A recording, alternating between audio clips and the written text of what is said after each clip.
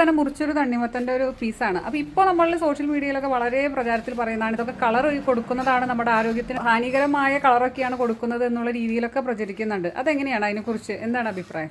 സംശയങ്ങൾ സാധാരണ മനുഷ്യനുണ്ടാകുക നമുക്ക് തെറ്റു പറയാൻ പറ്റുകയില്ല. എപ്പോഴും സംശയത്തിൻ്റെ ഒരു അടിസ്ഥാനം എന്ന് പറയുന്നത് നമുക്ക് അനുഭവ സമ്പത്ത് കുറവ്, അറിവിൻ്റെ കുറവ്, ഈ രണ്ട് ഭാഗം കൊണ്ടാണ് ഇങ്ങനെയുള്ള സംശയങ്ങൾ ഉണ്ടാകുന്നത്. അപ്പോൾ തണ്ണിമത്തനിൽ ആർട്ടിഫിഷ്യലായിട്ടൊരു കളറ് കൊടുക്കുക എന്ന് പറഞ്ഞാൽ പ്രായോഗികമായിട്ട് നടക്കുന്ന ഒരു കാര്യമല്ല. അത് നാച്ചുറലായിട്ടാണ് ഈ കളറിങ് പ്രോസസ്സ് വരുന്നത്. അപ്പോൾ കളറിങ് ഏറ്റവും കൂടുതൽ വരണമെങ്കിൽ നല്ല ടെമ്പറേച്ചറുള്ള ഭാഗത്ത് വളരുന്ന വാട്ടർ മെലന് നാച്ചുറലി കളർ നന്നായിട്ട് കൂടും.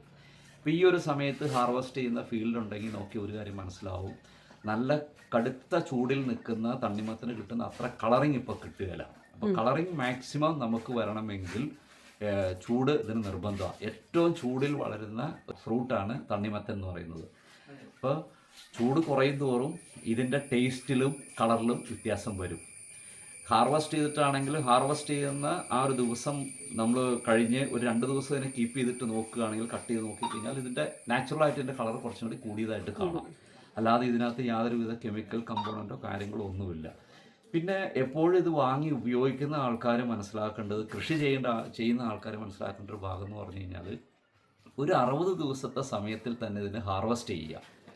കൂടുതൽ ഇത് ചെടിയിൽ കിടന്ന് ഓവറായിട്ട് മൂത്ത് പോയി കഴിഞ്ഞാലും നമുക്ക് കഴിക്കാൻ അത്ര നല്ലതല്ല.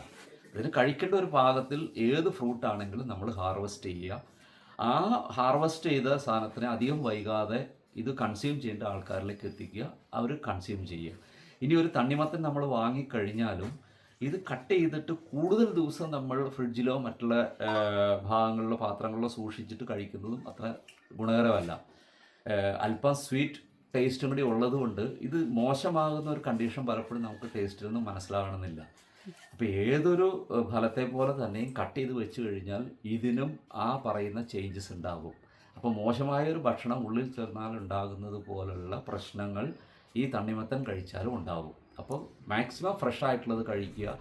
ഇതിൽ കൂടാതെ ഒരു കാര്യം കൂടി പ്രത്യേകമായിട്ട് മനസ്സിലാക്കണം, എല്ലാ ആൾക്കാർക്കും ഇത് ഒരേ രീതിയിലല്ല ഇതിൻ്റെ ഒരു അലർജി ഫാക്ടർ. ചില ആൾക്കാർക്ക് കൂടുതൽ അലർജി ഉള്ളവരുണ്ട്, ചില ഫ്രൂട്ടിനോട് അലർജി ഉള്ളതുപോലെ തന്നെ തണ്ണിമത്തൻ എന്ന് പറയുന്ന ഒരു ഫ്രൂട്ടിനോട് അലർജി ഉള്ളവരുമുണ്ട്.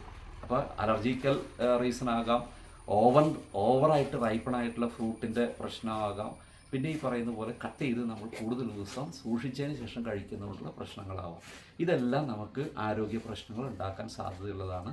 അത് മനസ്സിൽ സൂക്ഷിക്കുക. തെറ്റായിട്ടുള്ള ഭാഗങ്ങൾ നമ്മൾ ഒഴിവാക്കുക. അതല്ലാതെ ഇതിനകത്ത് ആർട്ടിഫിഷ്യലായിട്ട് പ്രത്യേകിച്ച് ഒന്നും ചെയ്യാൻ കഴിയുകയില്ല. നോക്കിയാൽ മനസ്സിലാവുന്ന ഒരു കാര്യം, ഇതിൻ്റെ തോട് എന്ന് പറയുന്നത് വളരെ ഹാർഡായിട്ടുള്ളൊരു ഭാഗമാണ്. ഇതിനകത്തൊരു സിറിഞ്ചോ വേറെ എന്തെങ്കിലും ഒരു വസ്തു ഉപയോഗിച്ച് നമ്മളൊരു ഹോൾ ഉപയോഗിച്ച് ഇതിനകത്തേക്ക് ഒരു ആർട്ടിഫിഷ്യൽ എന്തെങ്കിലും കാര്യങ്ങൾ ചെയ്താൽ ആ ഹോളിലൂടെ ഉള്ളിലുള്ള കംപ്ലീറ്റ് മാസ് ലിക്വിഡ് ഫോമിൽ പുറത്തേക്ക് വരും. അപ്പോൾ അതൊരു പോസിബിലിറ്റി ഉള്ള ഭാഗമല്ല. അപ്പോൾ തെറ്റായിട്ടുള്ള ഭാഗങ്ങൾ നമ്മൾ തിരുത്തുക, ഈ പറഞ്ഞ രീതിയിൽ കാര്യങ്ങൾ മനസ്സിലാക്കി ചെയ്യുക.